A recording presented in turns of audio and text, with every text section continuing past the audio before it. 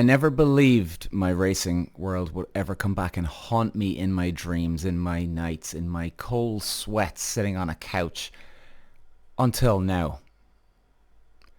Ladies and gentlemen, this is agonizing and I'm not even involved, but yet I can feel every single bit of pain this driver is going through right now.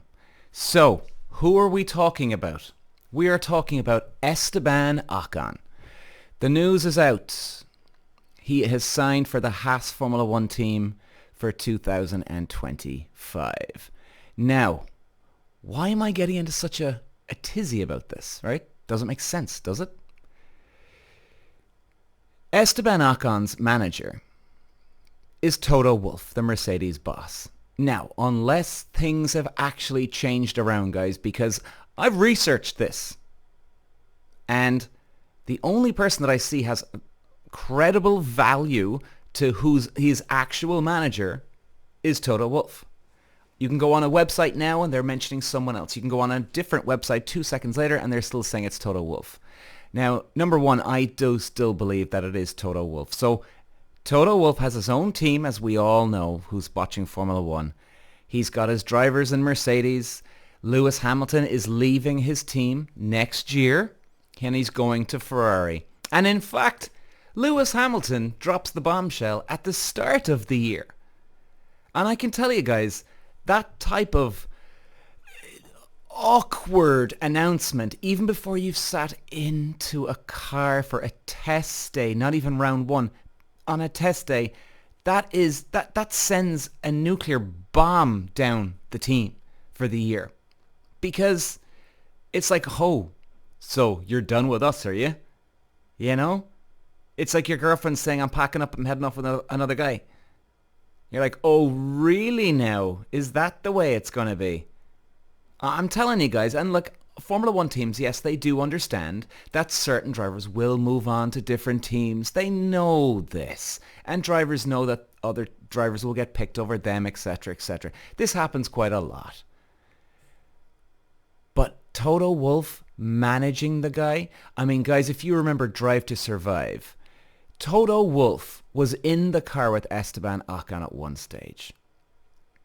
And he got him the seat. Oh, brain fart now, I'm sorry. He got him a seat in the Formula One team. In fact, maybe it's better that I don't remember because I'll keep it a surprise. But Toto Wolff got him a Formula One seat with a different team just by sitting in a car and saying, hey, let's go for dinner. Actually, guys, well, will I tell you? I remember it now. Maybe, no, I won't tell you, just in case you haven't seen it yet. And bang, job done. Toto Wolff had no financial stake in this other Formula One team. Nothing to do with them. He just knew the other guy. The other guy had some value and credit and trust into what he says. And he brought Esteban Ocon on. Now, Esteban Ocon wouldn't be an Ayrton Senna, Michael Schumacher, Juan Manuel Fangio pedigree. And he still was inexperienced enough, right? A couple of years in Formula One at this stage. But he wasn't tearing Formula One up apart. So why would a different team owner listen to a different team owner who he's up against about a different driver? Doesn't make sense, does it? No, but again, it's kind of like in careers out there, guys. Sometimes it's about who you know. And this case, it is all about who you know. Toto Wolff sorted him out. Now, going ahead, let's look forward. Haas for 2025. Now, we're going to assume that Toto Wolff is still the main guy behind the curtain here for Esteban Ocon. Now, why on earth is Toto Wolff not bringing his boy Ocon to the Mercedes team? The guy's been in Formula One long enough where he's experienced. He can be a quick pilot. He can get you results, right? He can get you results. He'll bring it to the table. And he's certainly not losing talent comparing to some of the other guys out there. So why isn't he bringing him to there? Toto Wolff obviously has got a plan. I would imagine, we don't know yet, but I would imagine he's bringing a driver that is going to bring sponsorship or investment to the table. That's where I'm going with this now at this stage. You'd have to be thinking that. Then, let's look at it from Esteban Ocon's point of view. I mean, this is where the tension really gets big, guys. Esteban Ocon, he's sitting there going, right, well, now's my time. Now's my time. Hamilton's gone. His golden boy. And remember, guys, Lewis Hamilton was number one in that team for a long, long time. Now he's not. George Russell is their number one boy. They're putting their attention into George Russell. You can be sure of it. Because why would they even give away their secret new updates for the new car coming up next year to Lewis Hamilton, who's going to Ferrari?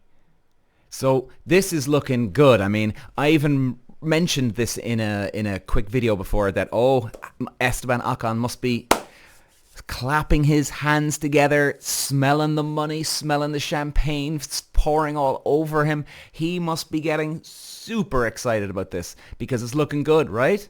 And a manager, Esteban Ocon's manager, Toto Wolff, we're going to call it, we're keep going to mention his name. He is meant to be getting the best deal for him as a manager. So Toto Wolff would be going in, okay guys, will you take him on board for this seat? Take Esteban, great. And that would be it. And then, right, how many years can we get, guys? Can we get a 2-year contract? Right, okay. I tell you what, you'll only give us 1-year contract? Right. How about this? Give us a 2-year contract and knock $2 million off the price.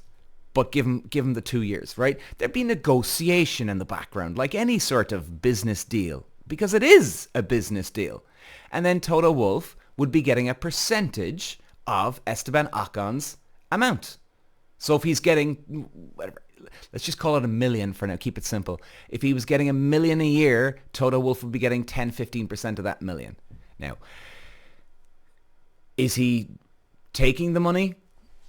Maybe he's probably not. The fact that Esteban Ocon wouldn't be a huge wage check for Toto Wolff, but then again, you never know.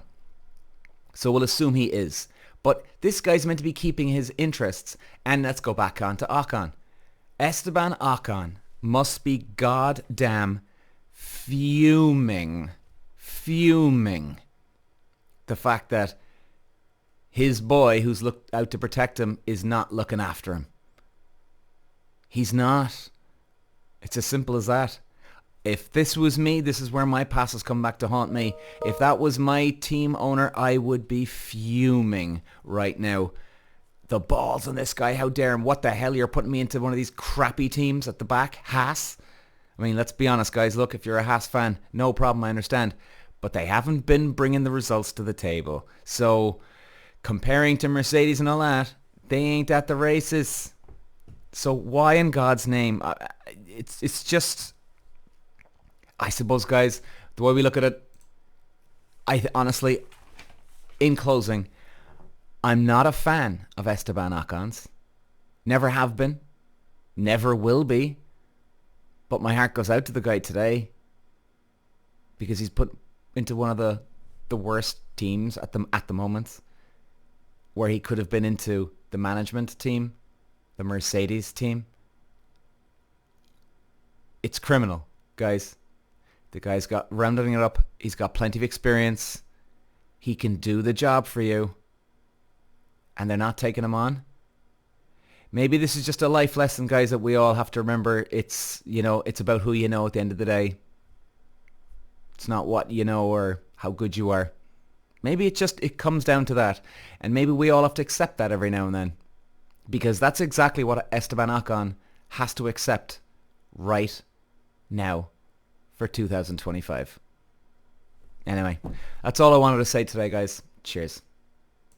Walsh running the Irish green, and look at the move he's making down to the inside. Moves to the front from fifth all the way to the lead in lap 1. Walsh takes win number 2. Peter Walsh.